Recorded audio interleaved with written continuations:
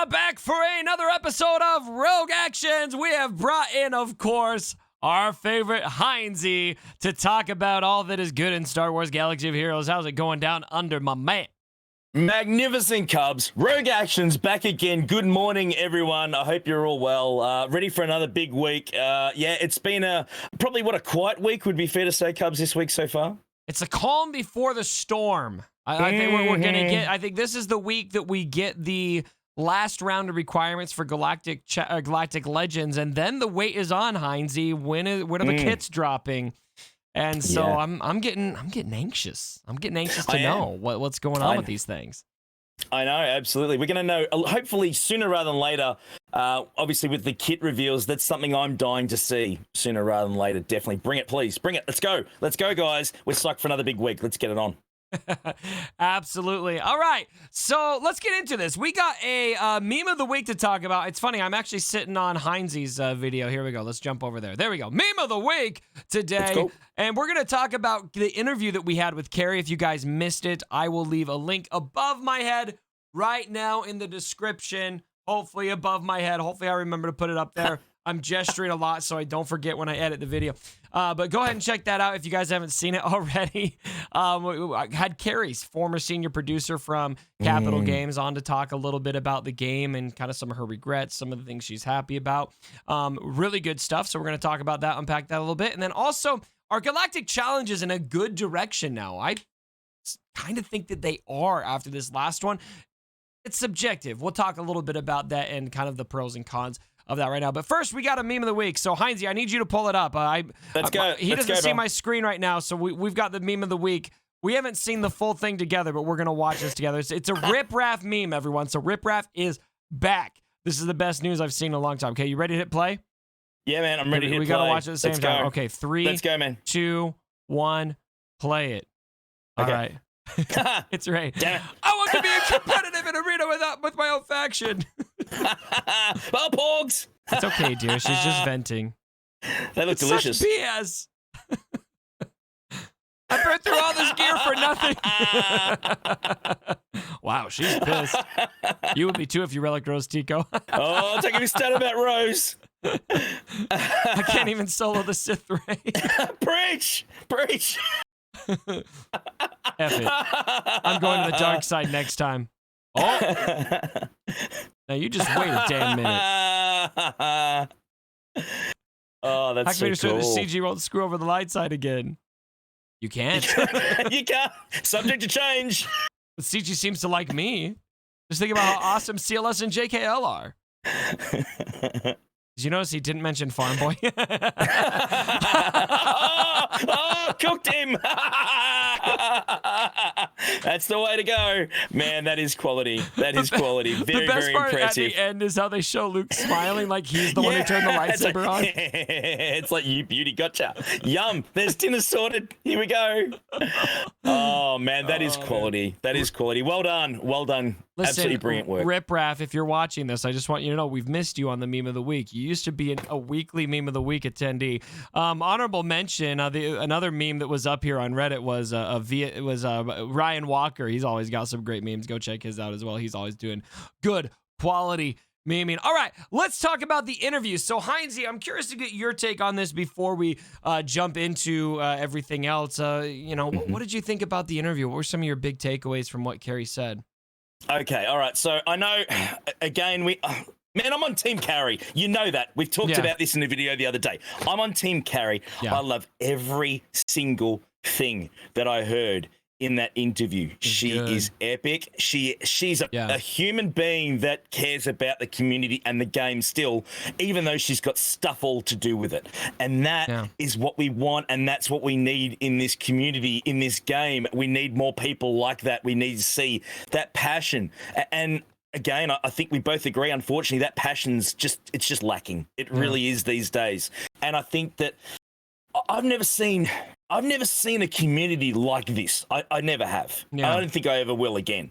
And with that in mind, it's just such a different community as far as not what we expect, but the passion that we all have that same love of Star Wars and the game and the mechanics and the friendships. That half the time our community and friendships are better than the game itself, and that's a poor thing to have. Yeah. But it's the truth, whether we like it or not. Let's call a spade here.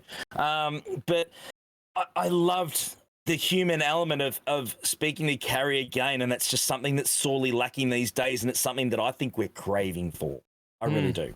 So I'm curious to get your take on this, because my mind went to a couple different places with this interview, because there's a part of me that just thought, oh my gosh, like, why can't everyone at CG just be like Carrie? But then another part of my mind just snuck in and said, what if they are like her? And I think it's something, it kind of makes me take a step back and think a little bit more of CG on a human level. And the fact that they aren't communicating with us doesn't necessarily mean that they're not like Carrie. That's right. We don't know who's calling the shots, who is in charge of when communications go out, who's making those decisions. And so I think it was just a good kind of gut check to me to just remember the human element here. I mean, I'm critical of CG as an organization, as a company, and there's a lot of things that I don't agree with, that I don't like, but there's still humans over there who, in all actuality, probably care on a similar level to how much Carrie did. After all, that was her team for how long. So that's kind of where my mind kind of went to both places. Were you kind of the same? Do you feel the same way? I was. Look, you can't work there for as long as you did and not create those relationships that last with people. And she said that straight up, that there are people that are passionate about that game, friends of hers that are still there. I mean, if there wasn't, she wouldn't be speaking to them anymore. I mean, she's that sort of person that is great anyway. The personality is amazing, and why wouldn't you want to hang out with her? Let's be honest. She's pretty damn cool, right? So, she's got Star Wars tattoos on her back, man. I mean, we've seen that. She's said that to us before. Dude, she's got massive Star Wars tattoos. She's one of us, right? Yeah. She's one of us. And it's just seriously epic that the notion is, and you're right, I think a lot of people are as passionate, maybe even more. Yeah. And I think as a community, we just want to see that. I don't think it's a case of we're demanding that, we expect that. I just think that the community would love to see that lighter side of the people that make this game awesome for us, because we want to continue playing it. We want to be passionate about our game. We really do. We invest in it. We've talked about this time and time again. We've invested time, we've invested, resources, some people money, a lot of people money, and it's one of those things. A lot of money. A lot of people, a lot of money. But it's one of those things that I think that we want to be better connected to the people that make our games so special. And that is something, to be honest, is so easy to fix. It costs absolutely nothing to do.